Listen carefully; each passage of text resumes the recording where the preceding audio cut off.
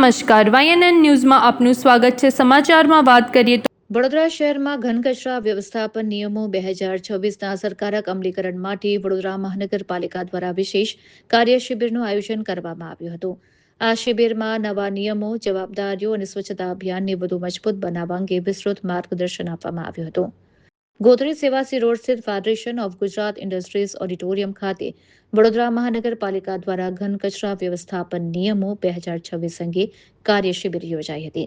નામદાર સુપ્રીમ કોર્ટના માર્ગદર્શન તેમજ કેન્દ્ર અને રાજ્ય સરકાર દ્વારા કરવામાં આવેલા નવા સુધારાઓને ધ્યાનમાં રાખીને આયોજિત આ શિબિરમાં પાલિકાના ચૂંટાયેલા પ્રતિનિધિઓ, પદાધિકારીઓ, કાઉન્સિલરો અને અધિકારીઓને નિયમોના અમલીકરણ અંગે માહિતગાર કરવામાં આવ્યા હતા. મ્યુનિસિપલ કમિશનર અરુણ મહેશ બાબુએ જણાવ્યું હતું કે નવા સોલિડ વેસ્ટ મેનેજમેન્ટ નિયમો હેઠળ માસિક રિવ્યુ, રિપોર્ટિંગ અને વિવિધ વિભાગોની જવાબદારીઓ અંગે માર્ગદર્શન આપવામાં આવ્યું છે. તેમણે ભારપૂર્વક જણાવ્યું કે સ્વચ્છતા માત્ર કોર્પોરેશનની જવાબદારી નથી, પરંતુ સામાન્ય નાગરિકોની સક્રિય ભાગીદારીથી જ તેને જન આંદોલનનું સ્વરૂપ આપી શકાય. કાર્યક્રમમાં mayor Gitaben Makwana, deputy mayor Aditya Patel, સ્થાયી સમિતિના અધ્યક્ષ વર્ષાબેન વ્યાસ, શાસક પક્ષના નેતા શ્વેતાબેન માછી, દંડક વિજય ચૌહાણ સહિતના મહાનુભાવ ઉપસ્થિત રહ્યા હતા.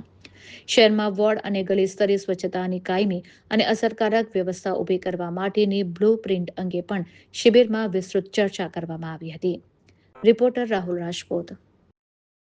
આપણે વડોદરા શહેરમાં સ્વચ્છતા બાબતનો જે આવનારા દિવસોમાં જે સોલિડ વેસ્ટ મેનેજમેન્ટ રૂલ્સના જે ગાઈડલાઇન્સ આવ્યા છે અને સુપ્રીમ કોર્ટ ઓફ ઇન્ડિયાના ડિરેક્શન્સના આધારે ભારત સરકાર અને ગુજરાત રાજ્ય સરકાર તરફથી જે ચેન્જીસ આવી રહ્યા છે એ બાબતમાં આજે વડોદરા મહાનગરપાલિકાના તમામ ચૂંટાયેલા પ્રતિનિધિના અધિકારીઓને માહિતગાર કરવા માટે આજના એક સેમિનાર રાખવામાં આવી છે.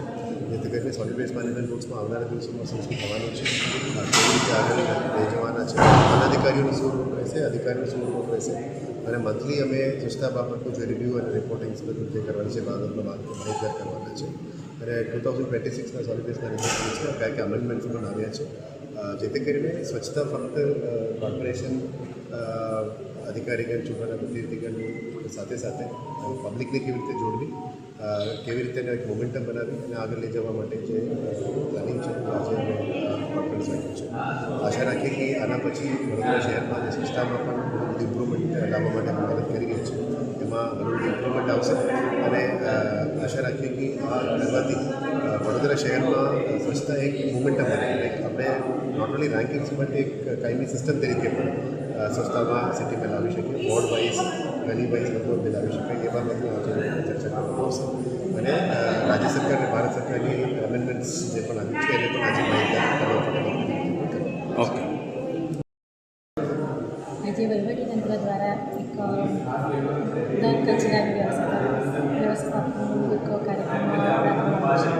એમાં મેયર તેમજ બધા કાઉન્સિલરો, રાજ્યની પદાધિકારીઓ, કમિશનરશ્રી સૌ સાથે મળીને આ કાર્યક્રમો નિહાળીશું. અને એમાં મેઇન વસ્તુ એવું છે કે કચરો જે આપણે જ્યાં ત્યાં ફેંકીએ છીએ એનો એક ઉકેલ લાવવા માટેનો એક કાર્યક્રમ છે. કચરાની વ્યવસ્થિત જગ્યાએ આપણે એને સૂકો, ભીનો અને હાનિકારક કચરાને અલગ અલગ રાખીને આપણે ડોર દ્વારા એનો નિકાલ લાવવો જોઈએ.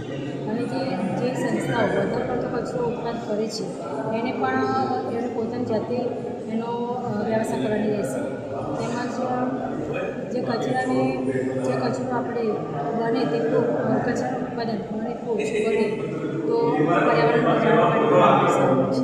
અને જે જ્યાં ત્યાં કચરો ફેંકે છે એનું આપણે કોર્પોરેશન દ્વારા ઘણી જગ્યાએ 35,000થી વધારે દંડ વસૂલાતની પણ જોગવાઈ કરી છે અને દંડ પણ ત્યાંથી લેવામાં આવે છે. આપણે નાગરિકો, કાઉન્સિલરો તેમજ દરેક પદાધિકારીઓ અને સૌ સાથે મળીને જો આપણે એક સારું એવું આયોજન કરીએ તો આપણું વડોદરા શહેર નહીં પણ ભારતભરમાં આપણને એક સરસ એવું મેસેજ પહોંચશે અને આપણો દેશ સરસ એવો સ્વસ્થ અને સુંદર દેખાશે. Subscribe now and press the bell icon. Never miss an update.